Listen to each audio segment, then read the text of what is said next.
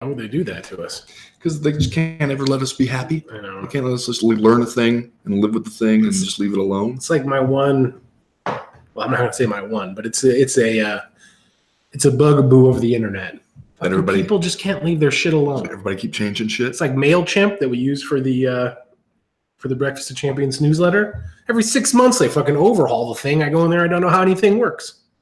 Somebody should write a letter. Can't you just leave it and send them like a mail? Some mail at MailChimp? Yep. Send them a community mass. Start the letter off. Dear MailChimp, since you love fucking mail so much. that would learn them. Some pigeon activity going on today. All the windows are open, so we might get some noise here. Probably have to close those before we record the movie club. Yeah. Hey, everybody. Welcome to the live chat. Woo! What? Look at that. CME Weekly Live Chat. We got balloons and shit now. I don't know why. Why do we have balloons? Tomorrow's my 3-year-old's turning 4 tomorrow. Oh. And so you blew up all of 2 balloons. Well, the balloons are unrelated, but there will be more balloons at the party because he has specifically requested a balloon shaped like a dinosaur. Okay. So I had to go out to Party America to make sure that is such a thing that exists, and it is. You can get yourself a balloon shaped like a dinosaur out of Party America. So we're going to have a balloon shaped like a dinosaur / Batman themed birthday because he fucking loves this shit out of some Batman right now. Did I tell you about how ever since I started following the Instagram account that translates Brazilian sayings, and one of my favorite ones so far That's an Instagram. Did you start that Instagram account? Oh, I wish. That couldn't be possibly more uniquely tailored to your demographic. I think Guilherme Cruz and Fernanda Prates told me about it because they know how much I love me some Brazilian sayings. I'll look it up right now. It's called the Gringo Dictionary. Green, that's Grengo. Gringo Dictionary. I get what they do. And it just has this like for instance, yesterday's one that I really liked was a phrase where you're like, you and your friends are all pitching in on something, like to throw money toward a cause, and it is the phrase is to make a little cow. And if somebody is being cheap, you tell them to take the scorpion out of the pocket, suggesting that they have a scorpion that guards their wallet and lives in their pocket. I like that one. But my favorite one so far is crazier than Batman, which is when somebody is like on drugs or alcohol and is just flipping out. And you realize when you think about it, yeah, Batman is fucking insane, man. Yeah. Batman probably has a diagnosable mental illness. Oh, for sure. Yeah. Well, okay. So let's get started to our live chat. Welcome, everybody. Thank you for joining us this week. Should we dive right into it? So what kind of questions we got? Let's get into it. Colleen, of course, going to jump right in there and say, fingers crossed for us this to work this time. So far, your internet seems to be doing pretty well. Yeah. It's not 1:30. That's no, your internet seems to be about 1 o'clock. It craps out every day. I am going to go get a new wireless router. I've been scouting around for what's the best one. And just haven't got out there to do it yet. It's a pretty dad move on your part to take a couple weeks to scout around for a wireless router. Yeah. Well, the beauty of it is that do your research. We can use the Co-Main Event Podcast corporate account to get us a dope router, and then I just have a dope router at my house. So. Marco Bucci says, I imagine you guys often have to turn around a written piece within the span of a few days and are not afforded the same timelines for refinement and editing that you'd have on, say, a novel or a personal project. How have you adjusted your process to write well under those conditions? What type of editing do you insist on doing yourself? And what do you leave up to your editor-in-chief? That's a good question. Yeah. One thing that I have found is that I kind of need a deadline in order to get some writing done. That's one of the things that makes personal projects sometimes hard to work on. Is because you can always just kind of keep it in the desk and be like, it's not ready yet. But if you have a deadline, then you have to finish it. And having to turn it in for work stuff makes you be like, okay, it's not perfect, but like, here's what I got right now, and let's work with that. It reminds me of, did you see the South Park documentary? And I've mentioned this before, called like 6 Days to Thursday or whatever, something like that. It's like I have not seen that. It's very interesting because it takes them through like 1 week of them trying to put together a show, and they put together on a really tight timeline. Yeah. And one of the points they make is like, okay, we could keep after this episode. We could keep like editing it basically and like sharpening it up. And we could spend 3 more weeks on this and we would make it 20% better. Yeah. And we could spend 6 more weeks on it and we'd make it, 28% better. But like, that's not what we're doing here. Is we're getting them out the door and then we're making another one. And I think that is often a good way to approach projects, is to just try to get them done. Yeah. And then, like, clearly having a deadline for something at times can be stressful, but at the same time, like, I honestly feel like it's one of the great joys of sports writing almost, is that like this shit just has to be done at a certain time. And like, you know what? You're going to make it as good as you can up to that point. But at some point, man, you just have to ship it. Yeah. You just have to save it, close it, and send it to your editor, or ship it in whatever way the place that you work for wants you to turn in your stories. And in fact, like, it's one of the really unique things about like nightly deadline sports reporting, which I used to do a lot when I worked for a newspaper, where like you literally go to a football game or basketball game, and then you might have anywhere from like 45 minutes to 60 minutes to slam out a game story after it's over and turn it in. I mean, you just on some of those assignments, you don't even really have time to think about it. You just sit down and go. Yeah. And like, it's a real skill to have too, to be able to do it well. And the people that do it really well are impressive to me. But yeah, it's a very different thing. It's a much more immediate thing than like having a longer deadline or a personal project that doesn't have a deadline at all. But honestly, like there's like light at the end of the tunnel. Cause like, even if you're working on a real like troublesome story, which I am right now, in fact, it's going to be over at some point. Yeah. Like, it's going to be done. It's going to come out, and then you will move on to something else. I will also say though that like, not that we just want to keep like putting over The Athletic, but The Athletic thus far has been really good, 3 weeks in at least, with wanting to get stuff right and do it right. And if you need more time, basically being like, okay, you can have some more time because whatever the interview you wanted to get or something didn't come in. But eventually you do just have to wrap it up and publish it. Alexander Moffett says, is the future of fighting the new UFC Apex facility and boxing promotion? Bellator might be more onto the future of fighting with cross-promotional fights. Okay. It is the future of fighting. It is what we thought it was. A building. Yeah, a new building. But here's the thing, right? And I think this gets to the headspace of Dana White right now in a lot of ways. The Apex arena that the UFC just built and opened, and it's going to be this multi-use arena for MMA shows, boxing shows, they're saying concerts, comedy events, well, basically whatever the fuck they want to put in there. It is the future of fighting for Dana White. Yes. Like, okay, yes. That for him, legitimately, that is the future of fighting, because he's going to be running that venue. He wants to do stuff in there every night, they said. He wants to have some kind of event going off at the Apex, essentially 365 days a year. Okay. And it's going to be multi-use. There's going to be different stuff in there. It has 2 control rooms in it, right? So basically the UFC is taking over the means of production. Yes, which is what I said yesterday. It's a different conversation that we can talk about in a minute. But like, the UFC is bringing all this stuff in-house.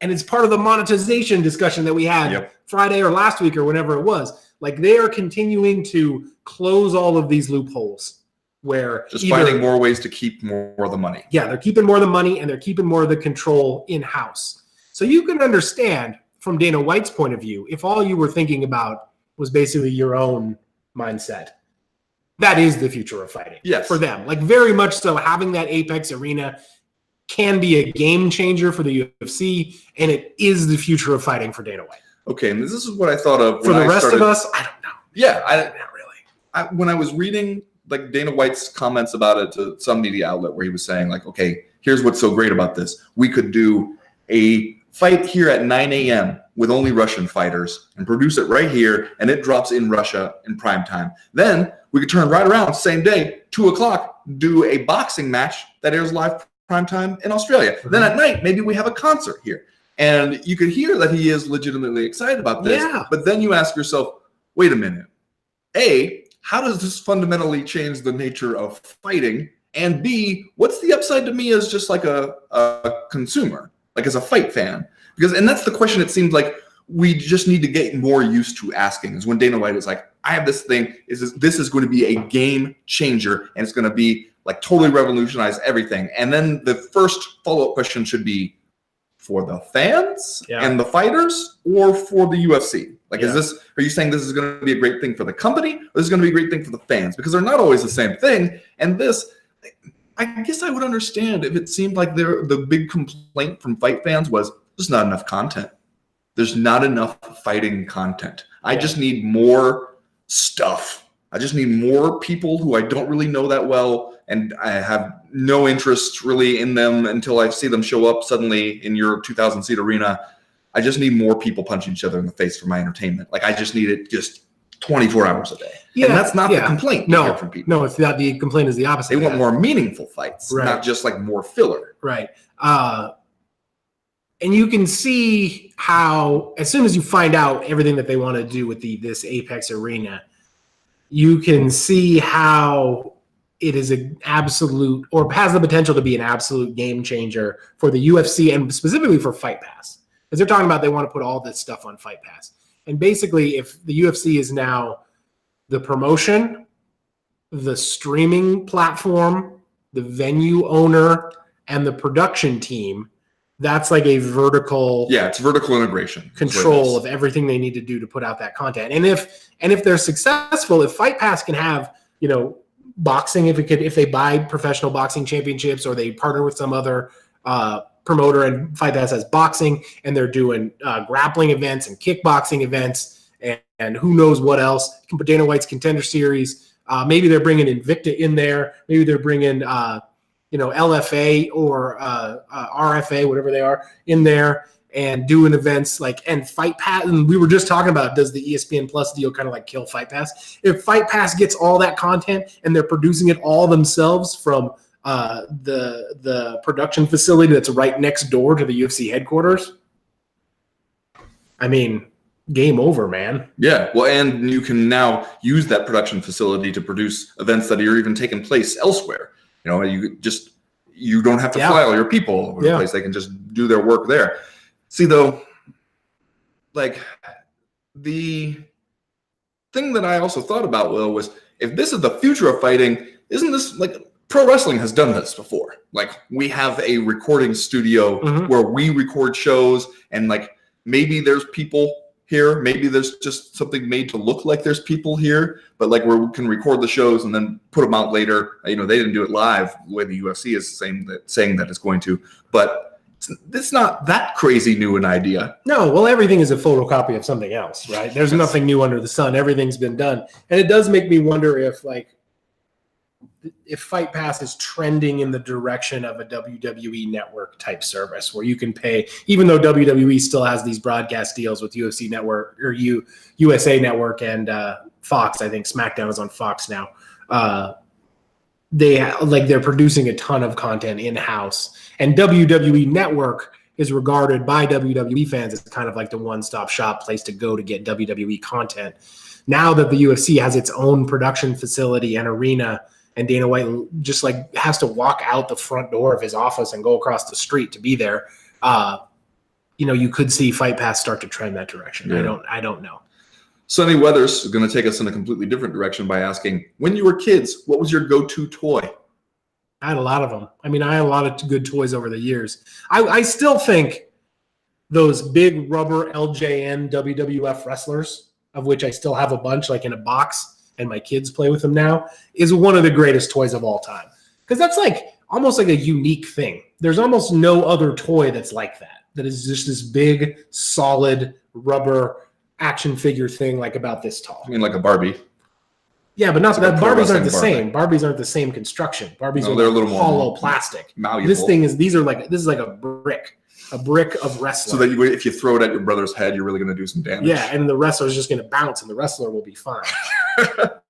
See, I don't think I ever had any of those. What I had when I was kids were like Star Wars figurines, and other, then it began to grow to encompass other movie and TV show and cartoon figurines, and I would keep them all in a metal lunchbox that I had in my room, and then I would just act out various things with them. And I see my kids doing the exact same things now. My daughters do it, but they do it together. I would do it alone in my room because my sister was no fun to play with. But they will sit there with Hatchimals or little animal things and have like elaborate play things. The other thing I played a lot with when I was a kid, remember cap guns?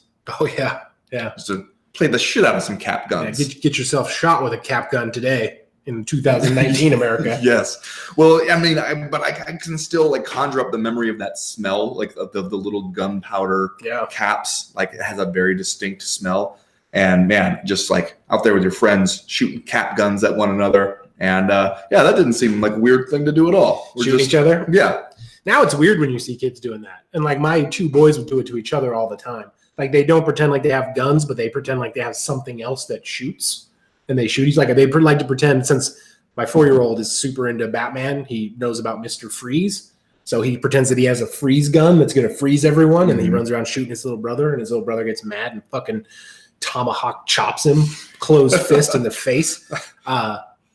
See, when you just have 2 daughters, there's not a whole lot of physical violence. The boys are different. And the awesome thing about my youngest, who is just turned 2 in April, like he is far and away the most laid back of all of my children, and like kind of like has the sweetest disposition and is the nicest, but he does not give a fuck. He will walk right up to you and punch you in your fucking face. Just like out of the blue. I guess how you got to be to get by in the dumbest household. I also used to have an A-Team van. Oh, nice. I had the A-Team van for a while, and I remember it as one of the great toy-related tragedies of my childhood, because I used to, at my parents' house, I used to run down the hallway pushing this A-Team van like as fast as I could, and I broke the axle on the A-Team van. And that was like one of the great tragedies. My parents still have a bunch of toys that belonged to me when I was a kid, and now they are all up there. Then my kids play with them when they go up there. So I frequently am like, oh, look at this fucking guy. I remember this little fucking diver in a yellow wetsuit. Who knows what this even is, but it's awesome. You never had an urge to go take a bath until you saw that diver, and then you're like, okay, let's get it on. Jill DiGiorgio says, Mighty Mouse's comment in Ben's story today seems a bit harsh. He talks about wanting to be treated with respect and honor like a true martial artist, but doesn't care at all about what happens to an entire division in the UFC. Okay, I should say something about, so I had the story that's up today where I talked to a couple of flyweights about like, did Henry Cejudo's victory make you feel better? Did it make you, and then Dana White afterwards, confirming that the UFC is going to keep flyweight around. Now, the thing about Dana White's confirmation was he also first feigned like ignorance as to how anyone could possibly think he was getting rid of the flyweights. When did he ever say he was getting rid of the flyweights, Chad? He never said that. I don't know where you guys started with this stuff. And it's like, well, you did release the most dominant person the division has ever known. You released a bunch of the other fighters. You had talked about like how the division had always underperformed. You had TJ Dillashaw out there talking about how he had been paid to kill the flyweight division. So let's not act like the fact that he would act like, I don't know where you guys are getting this from already makes it the whole thing a little disingenuous. But then he was like, yeah, I'm confirming it. It's like, it's staying around. And I asked him like, does that stuff make you feel better? And they were all kind of like, well, it's nice to hear him say that, but we all know that could be subject to change. And then they were also thinking about like, does Henry Cejudo winning make it more or less likely? Like, will he want to go back down? Are there fights for him back there that people want to see, at the UFC would want to see, and would he actually be willing to do it? And I called up Demetrius Johnson mainly because I feel like you can't really have a conversation about the state of flyweight in general, whether it's in the UFC or not, and not at least let Demetrius Johnson weigh in. He was not super stoked about talking to me about it. I'll say that. Yeah. He was kind of just like, I don't care. I don't care what they do in the UFC now. Like, and you could tell like that part of it is a relief. Like he gets to not care now. He doesn't have to worry that the UFC might just cut the division out of nowhere. He doesn't have to worry that he might get jerked around because the UFC doesn't like flyweight. He's like, they like it in one championship. They like it in Asia. I'm great. I'm happy over there. Like, I think Henry Cejudo's win was fantastic, but like you could see that I think he felt like it was a relief after all these years to have the luxury of not caring. Yeah. But the thing is, the other side is like, the reason he should care, if they get rid of the flyweight division in the UFC, where are those guys going to go? You got to think a lot of them are going to show up in one championship. Yeah. So like it does affect his life and like the life of the flyweight division going forward. Yeah. Colleen says, any live MMA events in your future now that you're writing for a different news outlet? Yeah, I'm going to Minneapolis next week. I spent some time in Minneapolis for the UFC on ESPN event. Your dude Francis Ngannou headlining that one against Junior Dos Santos. Yeah, I actually totally My guy wish. Demian Maia's on it too. Yeah, I totally wish that I could be at that one, especially since there's direct flights. Yes, it's going to be direct easy flight. to go out there. Plus, Fogo de Chao. I already talked about it. You did at length. It's just not a great time right now. My wife just had surgery. She's pretty much recovered at this point. But when we were like figuring out that travel, I felt like it would be an awkward time for me to jet out and leave her alone with 3 squalling children. So like I am going to get out there on the road, I think a little bit, either to do stories or attend live events. It just hasn't really worked out yet, but I want to do it. Jamie Stokes says, if you could have written any song or album, which would it be and why? That's a good question. The Chronic? Imagine if you made The Chronic. First of all, if you made The Chronic, no one would fucking believe you. You'd be like out here trying to get people to buy you free drinks by being like you'd put Chronic songs on the jukebox and be like, you know who wrote this song? Me. And they'd be like, all right, buddy, you're cut off. You know who you would be? We're calling you an Uber. You would be Scott Storch. Have you ever seen Scott Storch, the guy, the rap producer, and like he's a pianist basically, but like he made all of those songs in the mid 2000s, like Big Pimpin'. Like you throw a dart at a rap hits dartboard from the early to mid 2000s, and I guarantee you Scott Storch had a hand in it. And like he is a nerdy ass white dude who is really good at playing the piano, really good, and like basically got hooked on the rap lifestyle and lost all of his money due to a cocaine addiction, I believe. Oh, that's a shame. And now he's back, and like you should check out his Instagram because it is only him smoking weed and playing the piano. What's his Instagram? I'm gonna get on that right now. I don't know, man. It's Scott Storch. I'm sure you can find it. How do you spell Storch? Storch. Storch. Oh, okay. But yeah, making The Chronic would be pretty dope. I mean, like it would be pretty enticing to just be like the songwriter on some enormous hit where like Scott Storch official. Yep, that's the man. Boom.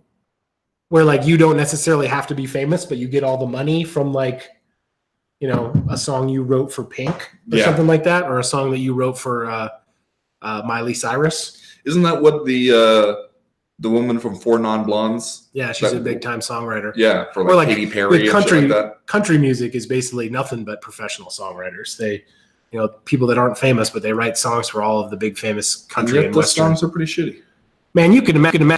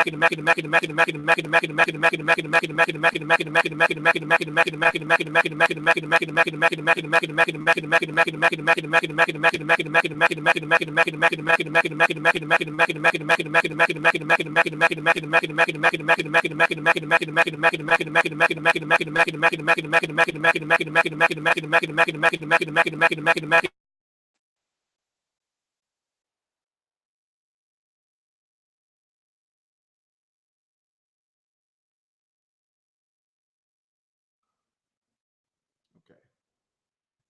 Hello? Check. Well, now that you unplugged it, now it's not working at all. Oh, Jesus Christ.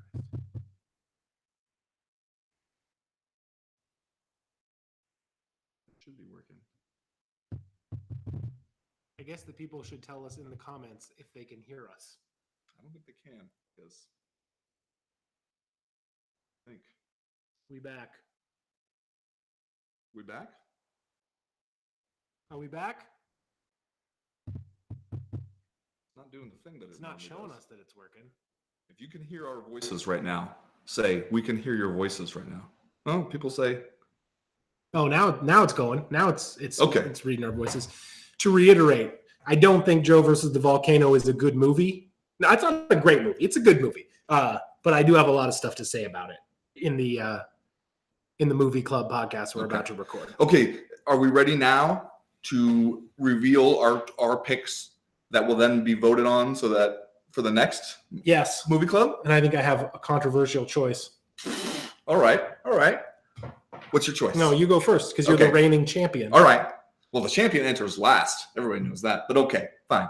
My choice, and I've checked this out. It's on Netflix. So no, I don't want to hear any shit about it. Lock, starring Tom Hardy. Oh, is that what the one where he drives around in the car? Starring only Tom Hardy. Okay. And he is basically the only character who appears on screen. Everybody else we hear him talk to. I know that sounds bad, but it's Tom Hardy. Have you watched it? I've watched Okay. it. Locke, as you know, like the philosopher. Locke is the name of the movie. It was, I think, a stage play originally, and Tom Hardy you can see how it appealed to Tom Hardy because he's basically like, hey, you're going to pay my salary. I can film the entire thing inside of a car. But it's actually interesting, gives us some stuff to talk about, and the acting of Tom Hardy really sells the entire thing. Okay. Locke, starring Tom Hardy. That is my choice. Chad, what is your choice? I'm going to go in the exact opposite direction. Okay. My choice is the 2001 original film, The Fast and the Furious. Okay, what the fuck, man? What are you trying to pull? Starring Paul Walker and Vin Diesel. So wait, we all have to DVR it the next time it's on the Sci-Fi No, it's on, Network it's or on something? Netflix. It's on Netflix. Why would Fast you do and this? Furious. Ooh! Explain your thinking. Okay, number one, I've never seen it. Number two, it spawned this ridiculous series of films, right? Number three, Paul Walker is dead.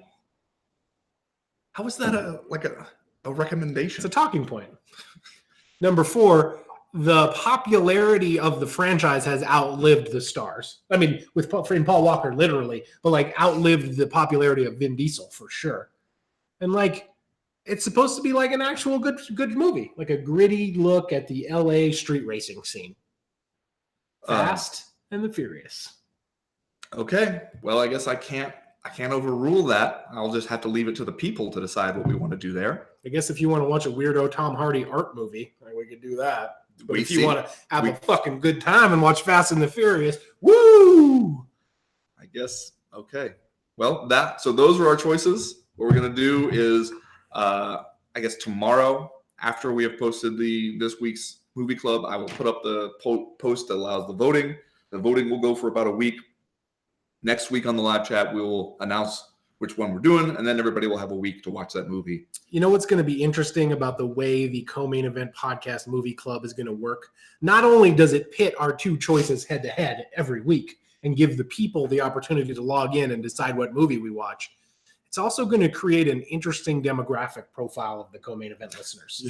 Like over time, we're going to be able to track like which movies they were interested in. Yeah. It's really going to be helpful info when we sell everybody's email addresses to the Russians. And this week is a big, this will be a big indicator. Like if we go with Tom Hardy's one-man show, his little art film, Lock, or if we go with The Fast and the Furious, boom. You know, every time you mention The Fast and the Furious, I'm going to do this. Boom. Around my dad, he will never tire of telling you how he worked at a trucking dock in Pico Rivera, where they used to do a lot of street racing, like late at night, and like the cops were always trying to come down there and catch him doing the street racing. And then when they went to film the Fast and the Furious movie, the movie producers shut off that street so that they could film them doing street racing. And so it was like they were doing the same thing, except it was legal now because somebody with money was behind it. Did you listen to that ESPN podcast called Pinned about the Miami wrestlers? One of whom, like two wrestlers from Miami, they went to the same high school. They were high school teammates. One of them became a DEA agent in Miami, and the other one became like the biggest cocaine trafficker in Southern Florida. Oh, that sounds familiar. It's a really good podcast. Although, you know, it's like one of ESPN's only long form serialized podcast ventures. So there are a couple things that you get the impression that like they made it for 30 for 30 and then just ripped the audio for a podcast. But one of the parts, like one of the mini anecdotes in that podcast is that when they were filming Miami Vice in Miami, and there's like the scene in the beginning of Miami Vice during the credits where there's like speedboats going, like they rented those speedboats from actual drug traffickers. They rented those speedboats from this dude who was like trafficking drugs in Miami at the time. Because the Miami Vice producers were like, we need some super fast cigarette boats to pretend like they belong to drug traffickers. Who owns boats like that? Oh, drug traffickers. So they like rented their boats for the afternoon to shoot for that TV show. BKFC president says Conor McGregor is welcome to attend Paul Malignaggi versus Artem Lobov event this weekend. Extra security already in place. Number one, I don't believe you about the extra security. Number two, yeah, of course Conor McGregor is welcome to attend. Conor McGregor attended BKFC 6 or whatever this is. It'd be the greatest fucking thing ever to happen to BKFC. See, Conor McGregor is welcome to attend the co-main event podcast live chat anytime. Extra security already in place. See, just look at the security. Tight as a drum around here. I got to give it up to BKFC president David Feldman because he's making the most of what he's got. Yes, he is. He sends out these emails and everything. He's trying a bunch of different stuff to get you to look his way. And that's might even say that's part of the job. Bald-facedly. No point. Shamelessly. No point in covering up that face. Colin Keith says, hey guys, in regards to your discussion about the NFL being too good and college football being exploitative, might I recommend the Canadian Football League? Yes. 110 yards, 3 downs. Yeah. Wait, is that true? They have 3 downs? I think so. 3 downs to get a first down. Yeah. Wow. So like you get first down, second down, and if you're looking at 3rd and 5, then you got a punt? Yeah, I think so. Yeah. The ball must go back and forth a whole lot. You know what? I fucking love the CFL. I think it's awesome.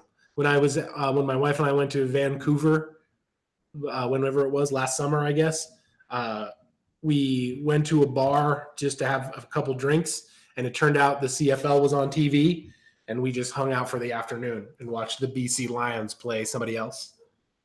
So it's awesome. You know what else is awesome about the CFL? A bunch of players that you know if you happen to be a fan of Division I FCS college football here in America. Yeah. Lots of former Big Sky Conference players up there in the CFL. Love it. Our mutual friend Boomer played in the CFL, right? He did, yeah. He told me all the Canadian guys were on steroids. Well, okay. Jesse Laurenti says, if in some alternate universe Bellator did have a cross-promotion event with the UFC, what would your main and co-main event matchups be? Jesus. See, I think you might end up in a situation like Gegard Mousasi, right? Right. Like, where you're like, okay, feels like more of a homecoming than our best against your best. Right, because a lot of the people you would choose from Bellator are former UFC fighters. Right. But then you might have somebody like depending how Douglas Lima does against Rory McDonald. Yeah. Like Douglas Lima against some UFC guys, that would be interesting. Would it be worthwhile to run Ryan Bader against Daniel Cormier? Well, Daniel Cormier did say he wanted the easiest fight in the division. Give me Ryan Bader. Those guys had beef at one point, right? Yeah. Remember when they were yelling at each other during that press conference? Because I think we can say without question that it would not be worth it to run Ryan Bader out there against John Jones. We've done that, right? Didn't they fight each other? Or no? Yes. Yeah. They did fight each other. John Jones submitted him, and that's when he got the short notice title shot against Shogun Rua. I don't know. Do we get crazy and go Fedor versus Greg Hardy? How do you feel about that? Not good. We just had a big conversation on Monday about how the thing that we wanted out of Fedor Emelianenko's farewell tour was to not feel sad, Ben. Can you imagine a feeling deeper in the pit of despair than Fedor getting knocked out by Greg Hardy? Can you imagine a soaring triumph any grander than Fedor knocking out Greg Hardy? Yeah, I mean, or submitting Greg Hardy. We could hope for the best. Okay. Are you looking up other options here? I'm just trying to see who the best fighters in Bellator is. I mean, Alima McFarlane is good, right? Wouldn't mind seeing her fight Chevy Shanks. What about Pitbull? What about this Pitbull brother that won the featherweight title? Him against Max? Okay. I'd watch that. Other than that, you got Ryan Bader, Kyoji Horiguchi, Rory McDonald, and Gegard Mousasi, all of whom are former UFC fighters. And then you got Julia Budd at women's featherweight. I mean, I guess we could run her out there against Amanda Nunes if you just wanted to do a straight champion versus champion sort of card. The UFC wouldn't even lift a finger to promote that fight, and you know it. Let's see. Chuck Turtleman says, did Ben get LASIK? No, just forgot my glasses. I offered him a pair of my readers, but he didn't want to put them on. Sometimes where you're wearing your sunglasses, you leave the house and you feel like you're wearing glasses, and then you realize, oh shit, no, glasses are at home. I really underestimated the extent to which wearing glasses was going to be a pain in the ass before I got glasses. Wearing glasses is a huge pain in the ass, especially if you are a forgetful motherfucker like me, who is just going to fucking forget your glasses everywhere you go. And then when you go outside when it's raining. Yep. That's a no, you can't do that. You can't go outside when it's raining. Or you're outside in the winter where it's cold and you come inside somewhere where it's all warm and your glasses immediately fog up. Right? Just like they do after you get done doing CrossFit, right? Can't put your glasses on right away after CrossFit. They're going to fog up, man. Matt Evans says, you're an MMA podcast that has branched out a bit into TV and film. I support a TV and film podcast called Bald Move, which seems to be doing the opposite. On last week's Patreon Q&A, they spent the first 20 minutes talking about UFC 238. The host of that show seemed to have not watched MMA for a long time. The fighters they remember from previous watching experience are Chris Lieben and Tank McGrath. Sick. We understand that we're poking fun at them here. Anyway, they enjoyed the pay-per-view and might make it a regular thing. My question is, could the number of casuals rediscovering MMA be bigger than we think? Perhaps when you leave, you don't leave for good.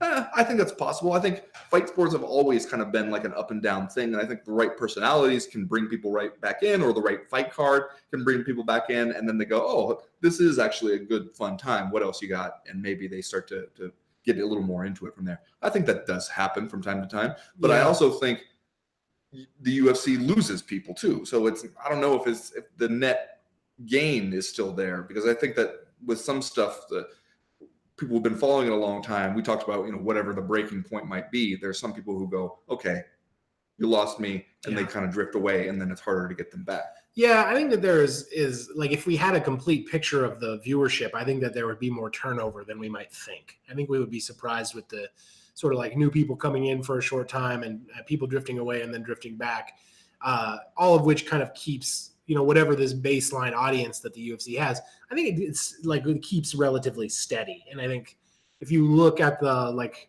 television ratings from UFC on Fox, I think it kind of bears that out, that it was like they started out pretty high when it was sort of new and everybody was intrigued with it. And then it settled down into basically like they had 2 million viewers down the stretch. And like there are a lot of different reasons for that, obviously, but like I think you have that kind of baseline fan watching audience, and then you have people that are kind of drifting in and drifting out.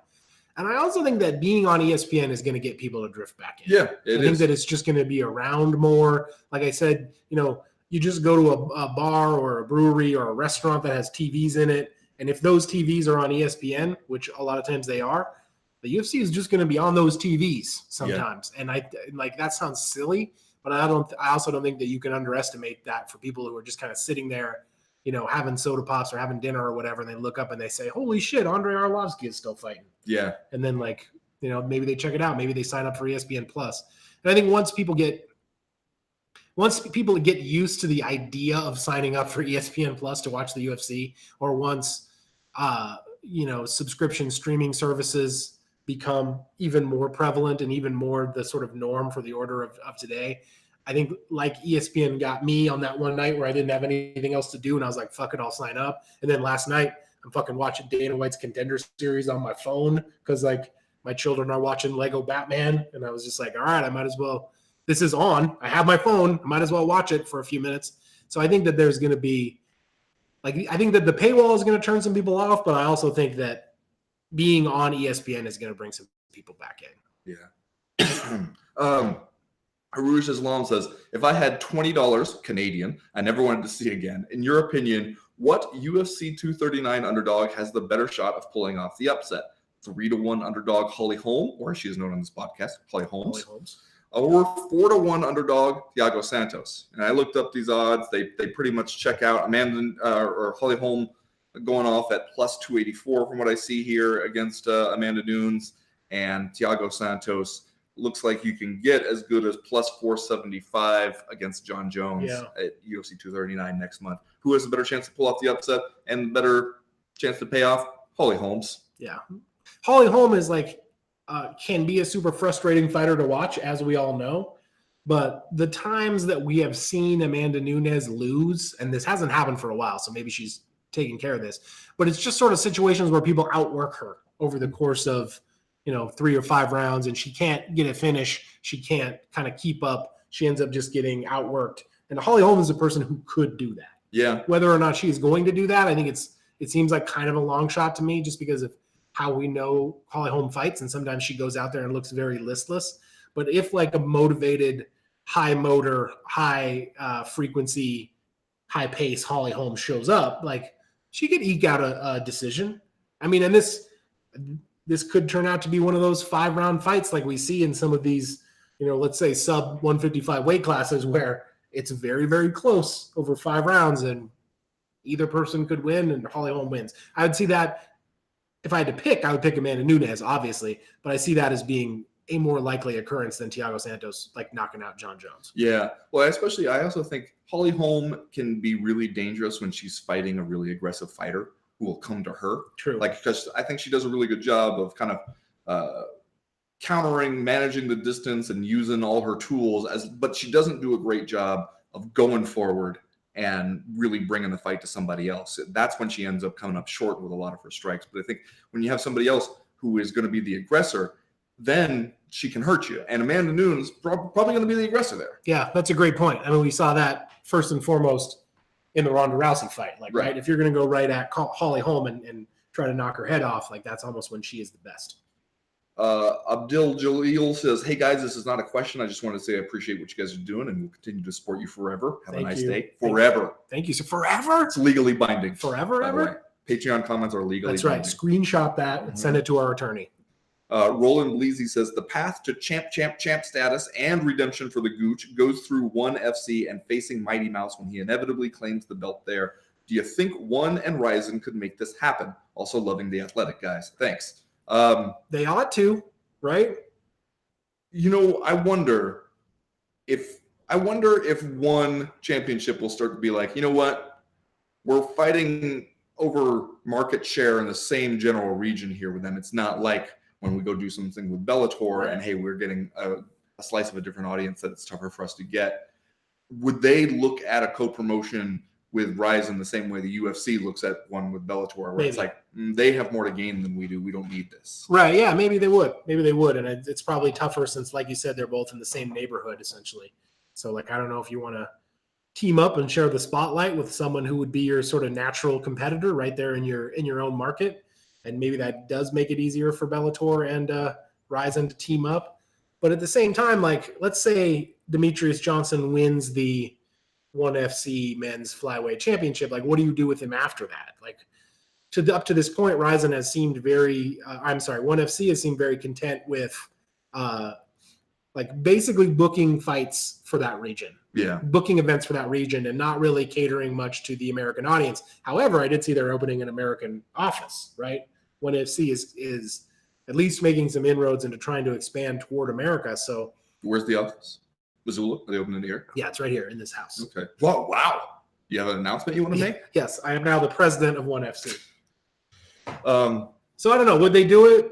It's, I think there are a lot of reasons why they wouldn't do it, but at the same time, like, once you have Demetrius Johnson as your champion, what do you do with him? Like, yeah. Kind of the most awesomest thing you could do with him is have him fight the Gooch, who he's already beat. So maybe it's a mutual back scratching type situation. P. Nyland says, so the future of fighting looks like it's just an upgraded tough gym. What the fuck? Yeah, well, we covered that one. Yeah. Jeff Cochran says, 3 full rounds on Bellator. What is Scotty Coates giving you guys under the table or over the table? Well, I mean, there wasn't a whole lot else to talk about, right? I mean, we have this UFC event coming up in South Carolina this weekend, but yeah, you had a very, very low-profile UFC event that hasn't happened yet, and you had a pretty high-profile Bellator that had just happened. And preview stuff is interesting, and I like doing it, but like post-fight stuff is almost more interesting. There's more stuff to talk about once you've actually seen what happened with the fights. And so it was a week where you kind of had Bellator dominate the headlines over the weekend with Rory McDonald winning and Chael Sonnen retiring. There's the UPS man. Is he delivering all the rare diamonds that Scott Coker is sending us? Yeah, I hope so. I hope that is a special delivery from Scotty Cokes. We're just going to open and the diamonds will slip out on. We asked for diamonds. We specified that they be blood diamonds. Like, we want to make sure people have lost limbs and lives over these diamonds, and some elephant tusks. Yeah. Just the raw ivory of the elephant tusks. And so it was kind of a unique weekend. And next week, leading up to UFC on ESPN, like, we'll have a much more UFC heavy focus, I would think, for that week. But I'm going to say, like, on these weekends where Bellator kind of pulls out all the stops and puts on one of its high profile shows, I feel like Bellator frankly deserves the attention. Like, we can't be completely myopic and only focus on the UFC, especially when the products are changing to the point where, like, the UFC is doing this thing in Greenville, which is like, what are the storylines for the UFC in Greenville? I have no idea. Hanato Moicano is going to fight Chan Sung Jung. That's going to be an awesome fight to watch, but, like, are there any extenuating circumstances? Like, is there a narrative there? I'm not sure what it is. So, like, if Bellator has all these narratives and the UFC is kind of doing a streaming only fight card that just seems like content, like, Bellator deserves the attention as far as I'm concerned. Brandon Boyd says, 1 MMA question and 1 non-MMA question. Let's say Fedor signed a 4-fight deal. Who should he fight so that his farewell tour won't be so sad? And what band do you regret not being able to see perform live? I'll be super disappointed if what the stuff that Bellator has planned for Fedor ends up being like Fedor versus Czech Congo and shit like that. Like, I think the Fedor versus Josh Barnett idea, as soon as I heard that one floated by Scotty Cokes and Josh Gross's story on The Athletic, I was like, well, that's a good idea. Shit, you got me. Yep, that's a good idea. I think the Rampage Jackson idea is a good idea because, like, terrible. It's, it's obviously kind of a funky matchup, but at the same time, 2 guys that we would probably watch. Rampage, especially though, you tell Rampage he's fighting at heavyweight, you know what kind of shape he's going to roll in there. Yeah. Remember when he had that fight with Mo Lawal and he thought it was a catch weight? And until, like, the conference call beforehand, and Mo was like, no, man, fuck it, I don't do no catch weights. This is heavyweight. And Rampage's like, well, hold on. You're telling me I could roll in there weighing 265 pounds? And Mo's like, yes, man. I don't know why you didn't know this until now. Like, you weigh whatever you want. And Rampage was like, oh, shit, okay. Like, and it was clear, like, Rampage's trainers had done the thing to him where, like, somebody is chronically late, and so it's like you need them to be there by 6, so instead you tell them it's 4:30. Yeah. That's what they did, and got found out, it seemed, at that moment. He books a fight against Fedor at heavyweight. He is rolling in there, stretching the limit at 265. Yeah. And like this, we talked about this on Monday, but the Fedor farewell tour, so-called, is going to be kind of tricky in a lot of ways because, like, who are you going to get him to fight, and what kind of matchups are you going to get for him? And if you don't want it to be sad, and you do want him to have a chance to win, like, what matchups are out there and available that aren't just Fedor against a guy we've never heard of? Yeah. Like, do you want him to run Fedor out there against Beef Plant? How about this? The rematch everybody's been waiting for. Fedor versus Fabio Maldonado 2. Fedor almost fucking around and lost that the first time. Yeah, he did. Let's not do that. What band do you regret not being able to see perform live? I think I've talked about it on the podcast before, but the YouTube video of the Minor Threat show in LA in like 1983 that's at like Roller World or whatever, and it's just fucking chaos. It's like one of the more chaotic concert scenes that I've ever seen in my life, where like there's a giant hurricane mosh pit going, and the thing is so big that people are basically coming up on stage as they swing around in the circle pit. So like I've always said, like if I had a time machine, that's where I would go. Want to see that Minor Threat when they had 2 guitar players. I said Guns N' Roses. Mm. Guns N' Roses in like 1990. I was actually just talking to a guy at the gym who saw Guns N' Roses in 1990. He said they were awesome. I was having that conversation earlier today. At CrossFit? Yeah. How'd that come up? Guns N' Roses was on the stereo. And the guy's like, saw them in 1990. It was fucking killer. Yeah, he said during November Rain, Axl Rose took out a Nirvana hat and sprayed it with lighter fluid and lit it on fire. Oh, come on. And put it on the piano and then played the November Rain interlude while the Nirvana hat burned. What did he have against Nirvana? I mean, we all know what he had against Nirvana, right? Coming in, stealing that money. Taking money out of the pockets of the glam rockers, man. There's enough money to go around. Devin Scott says, I recently went through my archive of CDs that have been stored for over a decade in order to find some old favorites and upload them to my phone. A lot of the music I thought was great has not aged well. Mm-hmm. What era, genre of music is your favorite? And what music did you listen to that is now cringeworthy? I'm happy to say Vintage Clutch and Bad Religion was uploaded to my playlist. Yeah, there's a lot of stuff in there where you're like, okay, there was a time. It was evocative of a time for me. Yeah. And still, and I don't even classify, like, maybe not so much Guns N' Roses exactly, because I'll still listen to some Guns N' Roses. Yeah, Appetite for Destruction. That's but dope. A lot of the adjacent bands from that era, like something, by Warrant comes on, something by Slaughter, and you're just like, okay, I was 11 years old once and thought Slaughter was pretty fucking rad. And I was wrong. Yeah. You know what? Since I have like when I'm in here doing dishes or like cleaning up after dinner or whatever, I will just throw on a streaming service, whether it be Spotify or like Pandora or something, to just sort of get some music going. And I have a pretty great 90s music Pandora station that I have carefully curated over time. Oh. I am always surprised now how like songs that I either used to like will come on and I'll be like, just doesn't really speak to me anymore. And the flip side of that, like shit that I would have laughed in your face in the 90s if you had brought it up to me. Now I'm like, okay, yeah, like I'm into this now. I really did not like the Pixies album Trompe Le Monde when it came out. I don't know why in the 90s, and now I listen to it and it's like a really great album. It's one of their better works. It's like almost the Pixies album that rocks the hardest. See, I feel the same way about stuff like Ani DeFranco, who when I was a teenager, I would have said like, this is bullshit, just because the people I knew who were into it were insufferable about it. Yeah. And so it was just like, I couldn't even really hear it because my dislike for the fans was so great. And then like in my 20s, when my wife would put on like an Ani DeFranco CD and I'd be, okay, no, I actually do enjoy this. Stuff like that. Yeah. Sunny Weather says, if you're broadcasting a live stream, do yourself a favor and drop a wired connection in there. It's so much smoother. And we have the Ethernet wire. So bring it over here and put it in our closet here. Yeah. Plus, if we move to the dedicated podcast space, we'll be a lot closer to the internet. Well, hey, we just need to get those weapons up on the wall. Chris Reaney says, a couple months ago, I asked which writers you followed, and now a bunch of the ones you listed are part of The Athletic. Is this a variation of The Secret? Yes, we manifested this with our positive thinking. Yeah.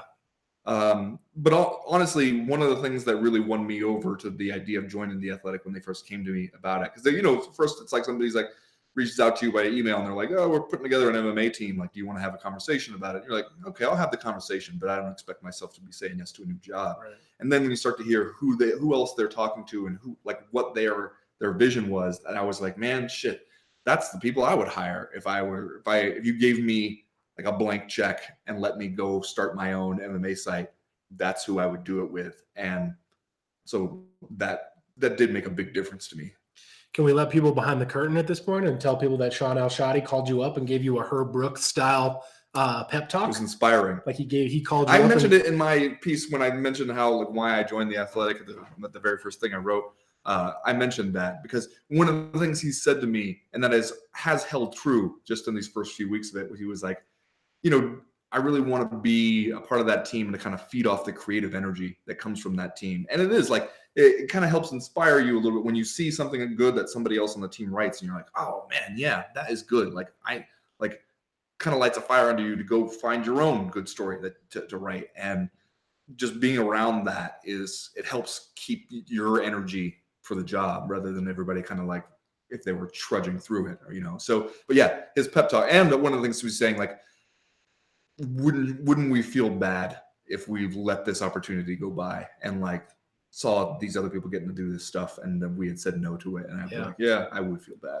Yeah. And like, I think I was at the same place, even though like, I was obviously didn't have as much to lose as you did because you were like leaving a successful MMA job to take another MMA job, but one that was kind of like, more of a startup thing. And I frankly didn't have a job. So like I had very little to lose by signing up for the Athletic. But at the same time, like one of the things that did come down on the positive side of the ledger and was ultimately like a decision maker for me was I was like, do I really want to be sitting on the sidelines watching Ben and Chuck Mindenhall and Josh Gross and Sean Al-Shadi and Fernando Prates and Dan Stubb like start doing awesome shit at the Athletic and have been like, well, I said no because I didn't know if it would be compatible with my life.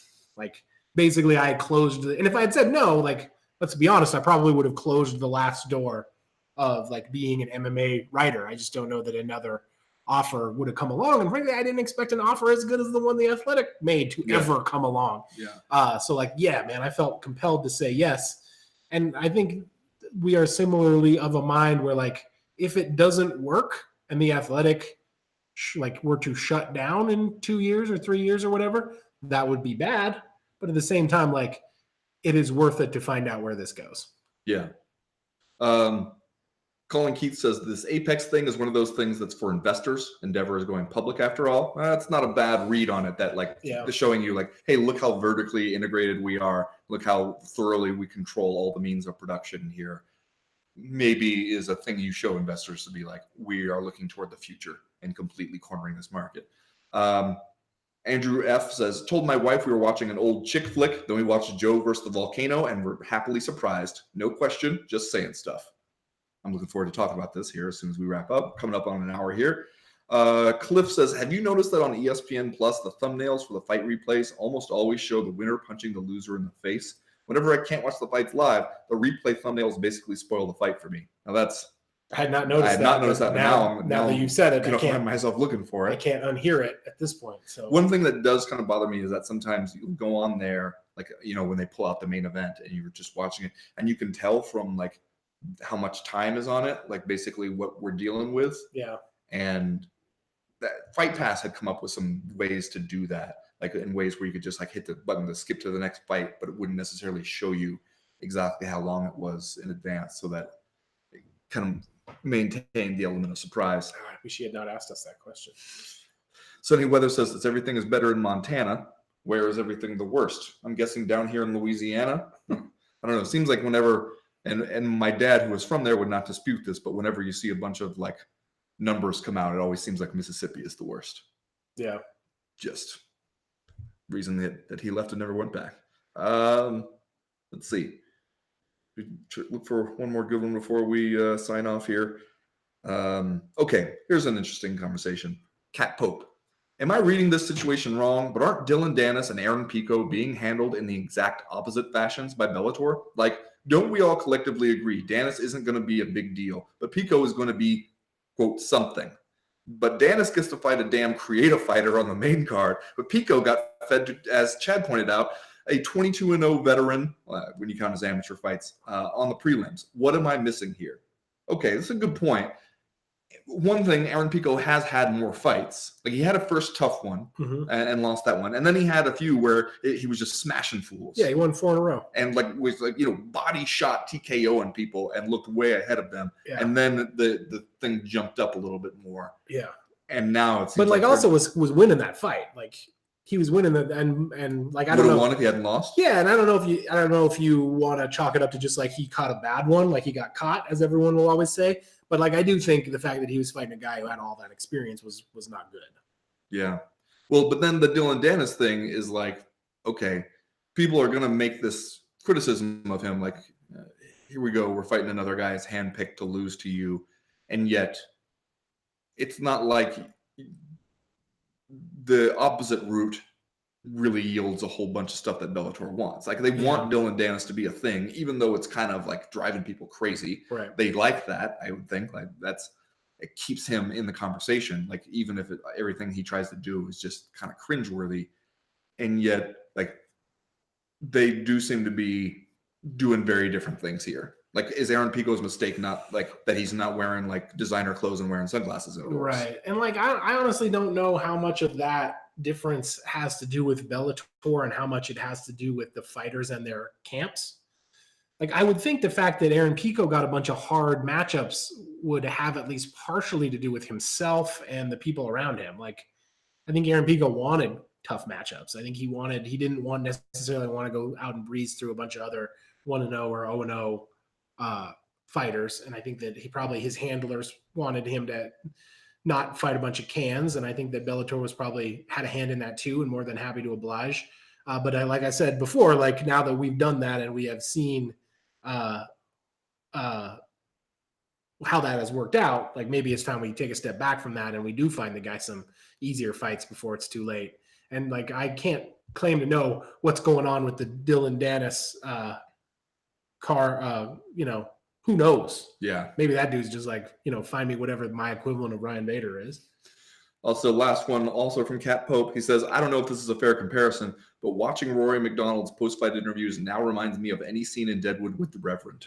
Watch that post-fight speech from this past Friday again and tell me that cadence isn't identical. I was ready for him to ask Big John and Scotty Cokes if they were his friends or devils, and then reassure him that his eyes do not deceive him. And he says, a tournament final with friends. He would so enjoy that. Yeah. Well, now I'm going to have to go back and check that out just to find out if he's right. Yeah. Looks like we're having some audio difficulties here. That's from earlier. Oh, that is? Yeah. Okay. I think we're okay now. All right, you ready to wrap it up and talk some Joe versus the Volcano on the movie club? Yeah, we might as well. Remember, starting tomorrow, jump online and you can vote for the co-main event podcast movie club that will happen in 2 weeks. Lock, L-O-C-K-E. Oh, man. Sunny Weather says Fast and the Furious wins all the votes, but Matt Effin says definitely voting for Locke. That's what I'm talking about. That's what we're here for. Strife, right? Head-to-head strife. No, I don't know.